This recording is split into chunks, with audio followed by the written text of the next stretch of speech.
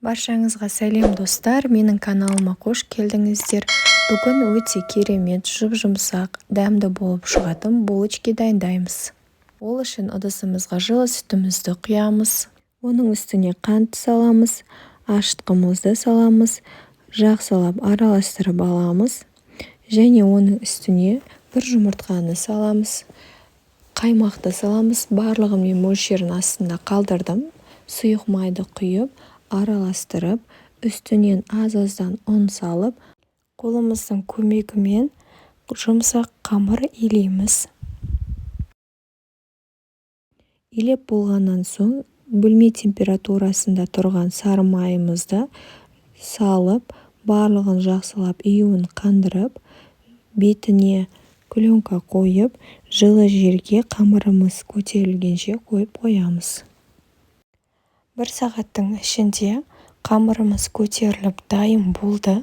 Дайын болған қамырларымызды осындай кішкентай бөлшектерге бөліп, бір-біреулеп орташа қалыңдықта жайып шығамыз. Қалауларыңыз бойынша ішіне шоколад, варенье, вареная сгущенка қоссаңыздар болады. Мен вареная сгущенка қостым. Осылай видеодағыдай барлығын шетін жақсылап жауып шығасыздар және пышақпен шеттерін кесіп, барлығы видеода көрсетілгендей форма жасайсыздар.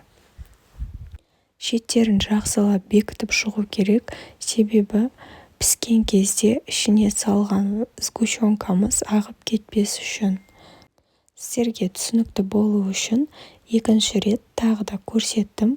Видеода бәрі түсінікті. Осылай жасап шығасыздар және тағы да бір 10 минутқа бетін жауып қалдырсаңыздар болады. Сол кезде қамырларыңыз жақсы көтеріледі. Булочкаларымыз осылай әдемі болып көтеріліп шықты. Бетіне жұмыртқаның сары уызын алып, барлығын біркелкі етіп жағып шығамыз.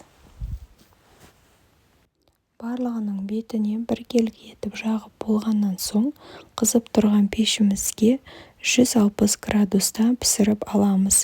Мінекей біздің булочкаларымыз дайын болды. Сіздер де дәл осы рецепт бойынша жасап көріңіздер.